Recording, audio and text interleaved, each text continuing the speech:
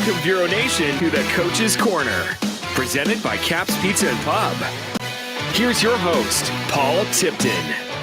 Well, the season opener is in the books now, and we are officially into the 2025 season. Hey, Vero Nation, Paul Tipton along with Gary Paris and Coach Jankowski as we are in the Coach's Corner here at Caps Pizza. Thanks for joining us as we are working into week number 2, and Vero Beach will hit the road for the first time this season to Gainesville to take on Buchholz. But before we talk about the Bobcats, let's talk about Eau Gallie last week, Coach, at the Citrus Bowl. 41-31. Congratulations on the win. Your team puts up 379 yards of offense. Leading receiver, Trey Woods, 6 catches, 51 yards, and a touchdown. How'd you feel about that offense on Friday night? Yeah, I mean, all things considered, I think, to finish with 41 points, obviously, against a very talented Eau Gallie team.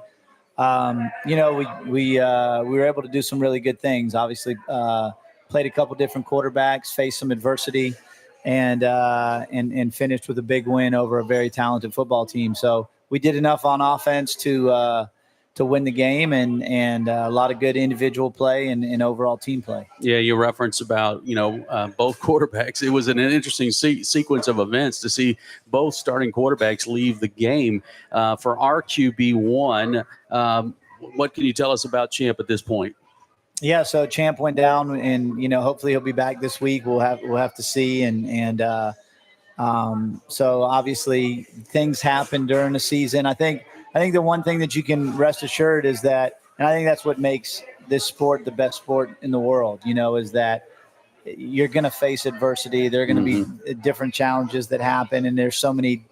And I think how you handle that adversity is the key, and it's a life lesson. It's just a small piece of what happens in the sport, so we faced some of that early on, obviously with Champ going down, but wow, EJ stepped up and did a great job, and it was just you never like to see an injury, but to see how that all plays itself out, and to have other guys step up, and to the game plan changes a little bit in front of your face, but the results are what they were, so I couldn't be more excited for the guys that were involved. Obviously, looking forward to getting Champ back as soon as possible, and we'll see how that goes. Coach, one of the things I witnessed was when their quarterback went down, to see our trainer, A.J. Buersdorf, over there really trying to help him. And what a class act that is to, work, because in the end, we don't want to see anybody get injured, but it's a reality of this game. What was going through your mind as you saw their quarterback go down, and then you watch as their offense started to struggle there in the first half?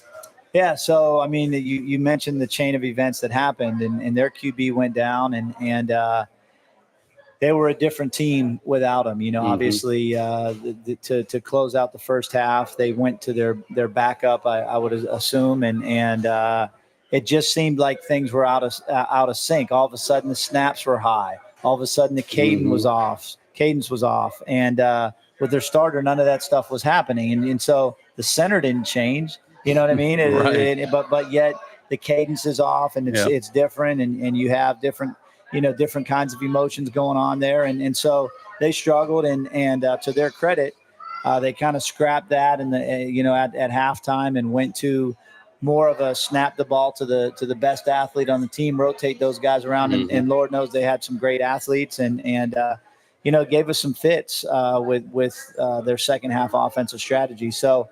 Yeah, I mean, when their QB goes down, like you said, you feel bad for the individual because he's a talented player, and you hate to see anything like that. And I hope that he's back sooner than later as well. Coach, I've been around you a long time, and I've watched a lot of practices, and a lot of times you will bring your backup, which is EJ, in for certain sets. I mean, you do it for a reason, because you just like you did the other day. When your quarterback 1 gets hurt, then QB2 has to come in, and you've done things with him, certain sets. You've set him up, and you've run things to make him feel comfortable, to allow him to get adjusted in the game.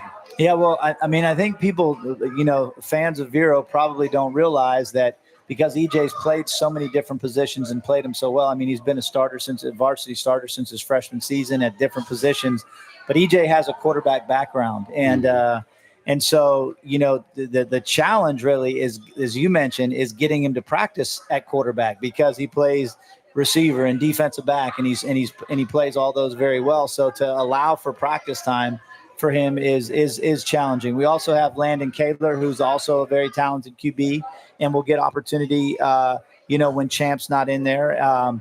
But EJ stepped up and did a great job, and he can do so many things and does them so well. Yeah, only one incompletion for the young man that night with a touchdown pass, but then it was his legs that were really impressive to watch. 7 carries, 84 yards, and of course that 51-yard scamper was impressive. Yeah, I mean, EJ can do a lot, and he's, I'm sure, a nightmare for opposing defenses to defend, especially, with the small sample size of what we had in the O'Galley game, going into the O'Galley game. I mean, EJ hadn't taken any snaps at quarterback this season, and to be able to put him back there and allow him to showcase his individual talent unbelievably was comfortable. Sure. What is it with O'Galley? Official calls, situations with kicking.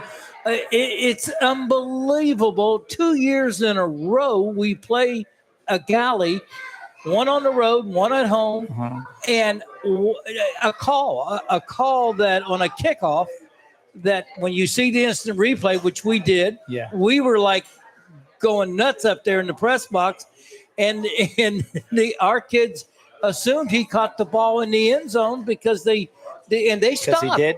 They did because he did, and the official had to go like this. Go ahead, go. Yeah. Well, the one thing that we could say is that will never, that record, unless they change the rule, that record will never be broken. It'll be the longest kickoff return in the history of Florida high school football. 103-yard kickoff return will be the longest kickoff return in the history of high school football, unless they change the rule. Yeah. So I don't know. Look, officials are human beings too. I'll make plenty of mistakes before this interview's over. So they're capable of making mistakes, just like we are. That mistake just happened to happen at a very, very critical time in the game, and we were all stunned. And it's tricky because you got to coach your players to hold up when the ball crosses the goal line, and so you teach them that, because you don't want to get a penalty on the other side of things, and so that was tough to stomach, but we persevered and got through it, and fortunately we were able to come away with the win. Coach, you mentioned the adjustments that Galley made in the second half. Of course, that means our defense has got to make some changes as well. Walking away from that game, what did you feel most excited about or proud about on the defensive side?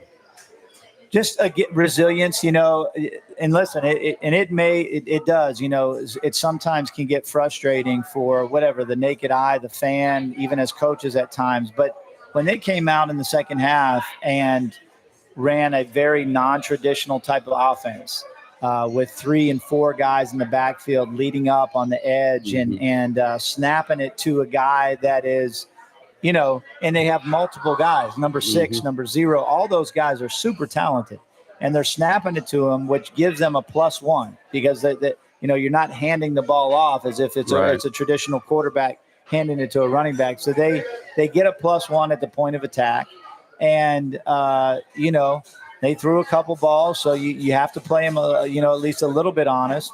But I was just pleased with the way that we were able to, again, just persevere and stay strong and maintain that lead and get them down when we needed to. And again, like I said, it's a total team effort. You never know how the game's going to go.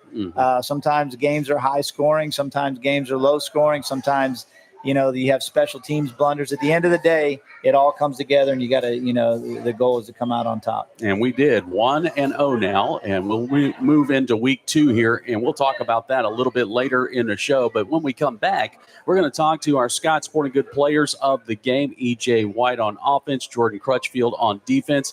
Stick around. Coach's Corner is back right after this. Comfort Zone AC and Heating of Vero Beach has been servicing Indian River County for over 40 years, using only certified technicians. As a Christian, family, and veteran-owned and operated business, they offer comprehensive air conditioning, heating, and indoor air quality solutions to their clients. Online at ComfortZoneACNow.com. Proud supporters of Fighting Indians. Hi, Vero Beach. I'm Frank Stora from Tom Collins Insurance. Born and raised right here in a former Fighting Indian, I'm very proud to support this team and this great community. Tom Collins Insurance has been locally owned and operated right here since 1989. We are Vero. For all your insurance needs, my number is 772-778-9222. Go Indians. Molinari Pools is a proud supporter of Fighting Indians football and Christian FM. A family-owned and operated business, the Molinari family, longtime members of this community. Joel Molinari, a former Fighting Indian, loves serving the Treasure Coast residents from pool cleaning to repairs to pool remodeling. Molinari Pools. Love people, love pools. 772-778-2633 or molinaripools.com. Christian FM can put this game on the radio thanks to the support of businesses like Chuck Bateman State Farm Insurance in Vero Beach. Chuck's goal is to create an atmosphere where customers can talk about what's important to them. He's also a huge supporter of our local chapter of the Fellowship of Christian Athletes. Chuck's phone is 567-1106 or chuckbatemaninsurance.com. The Coach's Corner, presented by Caps Pizza and Pub.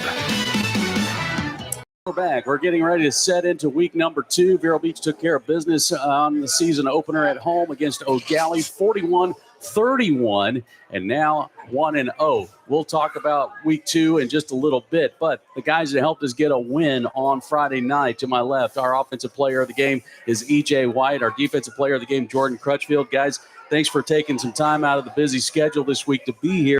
Jordan, let me start with you first because, you know, you and I just got a chance to meet a little while ago. You transferred in from Westwood. Yeah. A couple of weeks ago, you got your first taste of Friday Night Lights at Vero Beach High School. What was that experience like for you? It's nice. We get to go against better competition, so it's more fast paced. I would say it was an easy transition over because, you know, Coach Jay made it easy for me, Coach Mata, Coach Ray Hall. So it was a nice transition overall, to be honest. Friday night, you guys get started in this ball game. You see their quarterback go down, their starting quarterback. Yeah. How does your mindset change once the second guy comes in and you see that he's not as good as the first guy? I just knew they were going to be more run heavy because, you know, you could just tell they were going to be more run heavy. The linemen got in a heavy set. They started going two back. They started running left, running right. So you kind of just squeeze in and prepare for the run more than you prepare for the pass. Yeah. Expect more run heavy plays. Absolutely. And you were right on that. That's exactly what they did, especially in that second half. Yes, sir. EJ, you started out lined up at wide receiver, and the next thing you know, coach is going, hey, get behind center, man. It's time to go as QB1 now. How did your mindset have to change from wide receiver to quarterback? I mean, once I saw Chimp go down, I was automatically ready. So, you know, my QB instincts just kicked in, and I just was ready to step up. And this is stuff that you guys work on in practice, obviously. This wasn't like a total shock to your system because you prepare for this. You constantly take those pop quizzes, and he'll throw you in the fire. So you were prepared for this, right? Yes, sir. Yeah. So you get that one play for 51 yards. Walk us through that play. I mean, you know, coach called the play. I communicated with my running back, made sure we was on the same page, and I scanned the field. I seen someone pull. It was Big Chimp. You know, he pulled. He got somebody out the way. I just seen green grass, and I just. Yeah, we got to see that speed, man. It was really good. How did you, after the game? Obviously, it's great to get a win, but overall, how did you evaluate your performance? I mean, I just had fun. That's the most fun I ever had in a while. Yeah, well, it was good. It was good to see the smile on your face, my friend, as we get the win number 1. Of course, now we got to turn our attention to Gainesville, Buchholz, a team that, you know, we were in a dogfight with last year at home, and in the end, we came up short. What do you expect to see from the Bobcats this year? Nothing different, really. You know, we just ready to compete. We're ready to take the dub.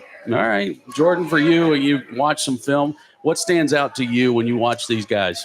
They got great players. They got playmakers. So we got more playmakers, in my opinion, but they're still a great team. It's going to be a good game at the end of the day. So We're going to prepare going into the game these upcoming days. And, we're going to try to perform to the best of our abilities. Well, that's awesome, man. Yeah, we're looking forward to it. By the way, guys, I'm sitting next to a couple of D1 prospects here. EJ, you verbal to Florida State, and Jordan, you recently committed to Kentucky. What about that school excites you? They just got a great program. Coach Collins was one of the first Kentucky was one of the first colleges to offer me, and they're a defense-heavy school with the Stewart brothers, Coach Collins, Coach White. So they have a good program down there overall, and they're going to develop me the best. They run a similar defensive scheme to when I was at Westwood and here at Vero, so it'll be more of an easy transition over for me. And that's what I look for mainly when it came to the recruitment aspect. Well, cool. Congratulations to you, man. Yes, That's an awesome opportunity for you. EJ, talking about Florida State, what do you think? Do you have an idea position-wise where they may want to put you? They've been on me about receiver a lot, but, I've asked Coach Norvell if I can play both ways, and, they're thinking about giving me a chance. Okay. All right. No QB. If you want me. If you want me. All right, man. All right, guys. Well, we wish you the best of luck come Friday night and look forward to seeing you up in Gainesville, guys. I got EJ White, Jordan Crutchfield, our Scott Sporting Good players of the game from last week. When we come back, Gary and Coach will join me back, and we'll talk about our trip to Gainesville. More right after this.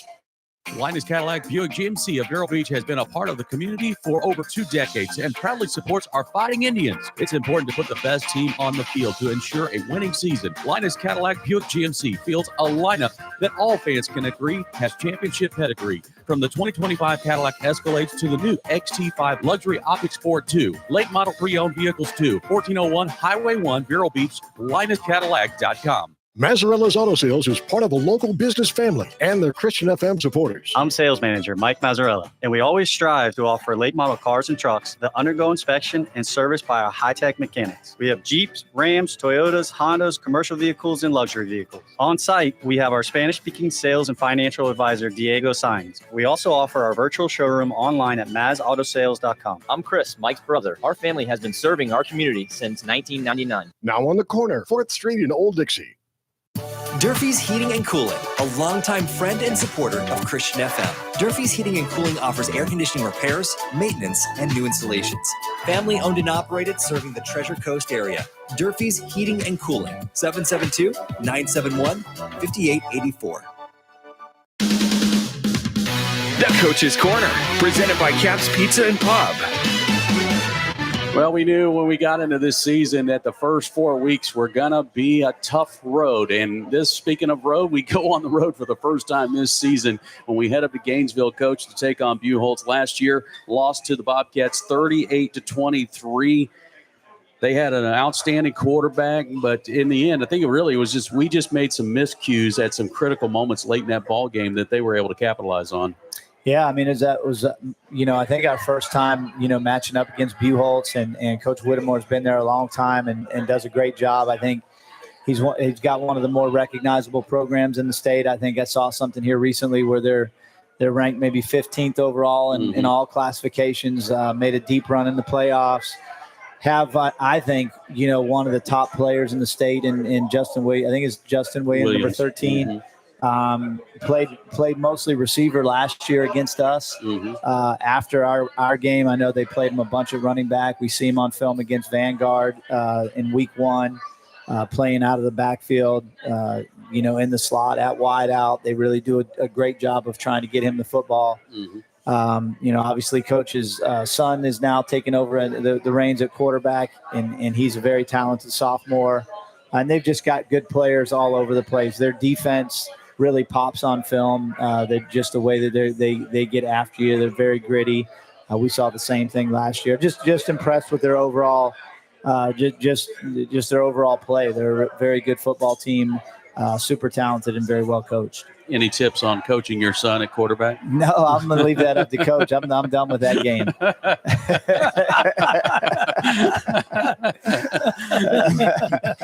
This is a pretty significant road trip, meaning just distance wise. Right. Usually if we're making this trip, it's usually in postseason type of play where we're making maybe a trip over the West Coast. what's the routine going to be like for you guys on Friday? Well, I mean, as you mentioned, it's a hike, and I don't know what's more challenging this time of year, getting prepared for a home game with all the different intricacies that go on with that, or traveling, over 3 hours and heading up to Gainesville. So this will be an opportunity for us to get on the road. We'll try to leave around lunchtime, get up there and do our pregame meal up in Gainesville. And then once we do that, hopefully try to stick to the routine as we do at home, with the same time for meetings and getting taped and all the things that are involved with that waiting game. One of my least favorite things on game day is the waiting game, but we have to deal with it one way or the other. So we'll spend some of that on the bus and then some of that up in Gainesville. Coach, facing this team again this year and a good program, as you said, the challenges that you right now as the head coach and the offensive coordinator, your challenges are like, how are you like attacking the defense, finding you've seen enough film on them. They got great athletes and all. And so do you. You've got really good athletes. So what is like going through your mind right now as the head coach and the offensive coordinator? Well, I mean, there's obstacles, right? So you would love to say, you're going to take the field on Monday and you're going to get this done and this done on Tuesday and this done on Wednesday. But, weather doesn't always cooperate. So you have the challenges there. Obviously, we talked about different guys being injured and banged up. So you have those, is this guy going to be able to play? Is this guy not going to be able to play? And so you're working through, but everybody's working through those kinds of things. It's just a matter of, how much of it and where they're at and how it's going on. And so I think you have those challenges first and foremost. And then, but you still have a checklist of what you've got to get in each and every Monday. And so we just got done with week 1 and that's behind us. And we, as Paul mentioned, we knew going into this season that each and every week is going to be a challenge. And this is a challenge. You're talking about a challenge with schematics. You're talking about a challenge in dealing with their personnel. And so all those things involved, I think that's why coaches are addicted to what we do. There's a lot involved. It's consuming, but it's there's some kind of craziness to it that keeps us at it. Coach, this game's going to kick off at 7:30. Is that just because of the traveling why we're starting later? Well, I need to make the correction. I just talked to Coach Whittemore earlier today, and we've actually moved it up to 7:00 again. So awesome. He was able to make that change, and they typically play their home games at 7:30, but because of the distance that we're traveling, he offered that up, and we surely took him up on it. So that's great news. It'll be a 7:00 kickoff. Great news. All right. Well, as far as I know, we've got a road game this week, obviously, but we still got some home games on the schedule. As far as tickets are concerned, what's the situation like for that? Yeah, so we do, believe it or not, we still have some season tickets available and would be glad to, offer those up. You could contact our booster club, Angela Banzoff. She's great with all that kind of stuff. And then or contact me at the school and we can get them situated with season tickets for the remainder of the season. Obviously, we'll offer those at a discounted price. But I think that our fans prefer that because, it's an easy way into the stadium and there's no lines to wait in or anything like that. We still have some great home games left. Obviously, we'll get through this week with Buchholz, but then we've got, Cocoa and some other district games down the road. Right. It's a great home schedule, so I would guess that there were fans out there that if they haven't had an opportunity to get those season tickets, we still got some great seats left. Coach, talking about, I want to get back to this game again. The keys for Vero this week as a team. What are the keys when you play a team like Buchholz? Well, I think you gotta make sure, like when we had opportunities last week, for example, we were able to finish most of those offensive drives with points. I think that's always going to be critical, that when you get opportunities, you got to take advantage of that. You got to take care of the football. Last year I think we had 5 turnovers against Buchholz. And obviously I don't know too many teams at any level that win after turning the ball over 5 times. And so, obviously those things each and every week are keys, but when you're just talking about this game specifically and you compare to what happened last year, we need to do a better job of taking care of the football. Of course, they were opportunistic and created some of those turnovers. So, again, not taking anything away from them. And I think we got to be better in special teams. That's always going to be key for us. We've got a very talented kicker and very talented punter, and we've got to do a better job. I know we gave up the new world record in the kickoff return, but we've got to make sure that we're doing better and taking care of business on special teams. Good. All right, Coach. Well, the game will kick off at 7 o'clock now. We are very happy about that. So that means our coverage will begin at the normal time at 6 p.m. with Countdown to Kickoff presented by Caps Pizza. Coach, good luck. We'll see you on Friday night in Gainesville, and looking forward to it.